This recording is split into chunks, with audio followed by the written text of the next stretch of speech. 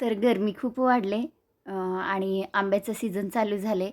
तर आजच्या व्हिडिओमध्ये ह्या आंब्यापासून थंडगार मँगो कस्टर्ड बनवू, म्हणजे आंब्यापासून कस्टर्ड ज्यूस बनवू.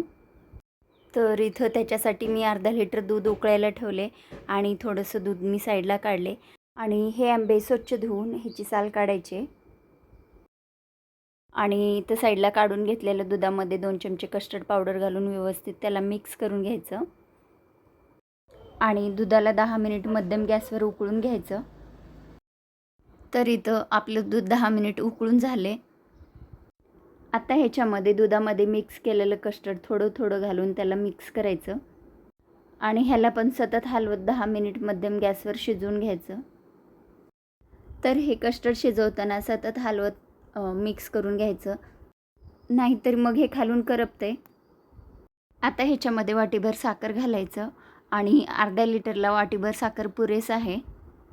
तरी तुम्ही तुमच्या आवडीप्रमाणे कमी किंवा जास्त करू शकता. आणि झालं असं की मी साखर घालतानाचा व्हिडिओ शूट झालाच नाही, तरी तर तुम्हाला साखर दिसत असेल. तरी तर 10 मिनिट आपलं हे कस्टर्ड शिजून झाले. आता ह्याला थंड करायला बाजूला ठेवू. तरी तर आंब्याची साल काढून मी कट करून घेतले आणि हे मिक्सरला फिरून ह्याचं स्मूथ पल्प बनवून घ्यायचं. हे फिरवताना ह्याच्यामध्ये पाणी अजिबात ॲड करायचं नाही. तर इथं थंड झालेल्या दुधामध्ये मी 4 ते 5 ड्रॉप व्हॅनिला एसेन्स घातले. तुमच्याकडे नसेल तर विलायची पावडर घाला. तर अशा पद्धतीनं मी आंबा मिक्सरला फिरून घेतले आणि इथं थंड झालेलं कस्टर्ड हे पण मिक्सरला फिरवून घ्यायचं. तर हे मिक्सरला फिरवलेलं कस्टर्ड शिजवलेल्या भांड्यामध्येच काढून घेतले. आता हे बनवून घेतलेलं आंब्याचं पल्प ह्याच्यामध्ये ॲड करायचं. तर हे थंड थंड प्यायला खूप भारी लागते. तुम्ही बनवून बघा आणि मला कमेंटमध्ये नक्की सांगा.